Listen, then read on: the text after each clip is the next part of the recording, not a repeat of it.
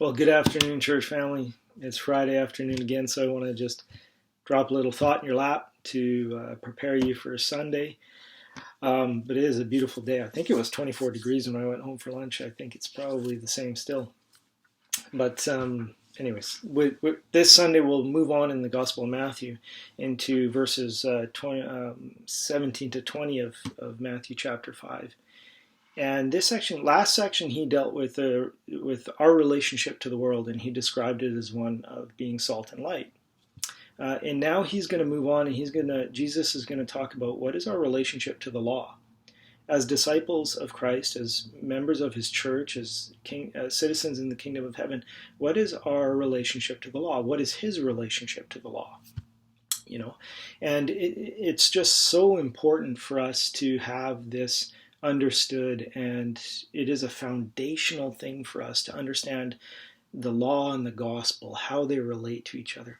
I think far too many times, or far too often, I hear of Christians or come across Christians who see the law as having really its place as the Old Testament, and that's where we leave it. In the New Testament, the church is under grace, it's the gospel, and so there's kind of this detachment, this the law was for the old, gospel's for the new. Law really doesn't have any really important piece in my life.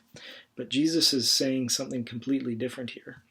In fact, he begins by saying, you don't think that I have come to abolish the law or the prophets. And when he says that, he's summarizing the whole Old Testament. Don't think that I've come to abolish any of it. I haven't come to abolish it, but to fulfill it. And then he goes on to say, look, none of the law will pass away until heaven and earth pass away. Not an iota, not a dot will pass from the law until all is accomplished. And then he says this, and just listen, he says, and remember, he's talking to disciples. He's talking to people who are following him. And he says, therefore, whoever relaxes one of the least of these commandments and teaches others to do the same will be called least in the kingdom of heaven. But whoever does them and teaches them will be called great in the kingdom of heaven.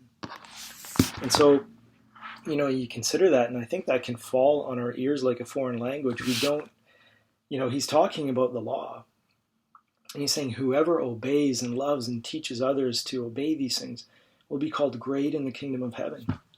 If you take a quick survey of, Christian discipleship material in our bookstores or whatever, not a lot are kind of focused on the law. But so what is Jesus saying here? It should be central to our discipleship, our methods of discipleship, if you will, to teach people about the law without being legalistic, right? We're very scared sometimes of being legalistic, so I think we're just kind of scared to approach the law. But here Jesus is saying, look, obey and teach it, and he's going to explain more as we go on. But my thought for you to ponder as we approach Sunday is, how have you thought about the law? And what role does it play in your life? And how do we use it in our lives and to raise our children? And, do you love the law? Have you thought about this passage before? So just, get you thinking. And I want to read Psalm 20, verses 7 to 11 to you, just to help you out there.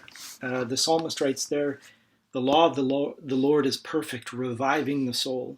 The testimony of the Lord is sure, making wise the simple. The precepts of the Lord are right, rejoicing the heart. The commandment of the Lord is pure, enlightening the eyes. The fear of the Lord is clean, enduring forever.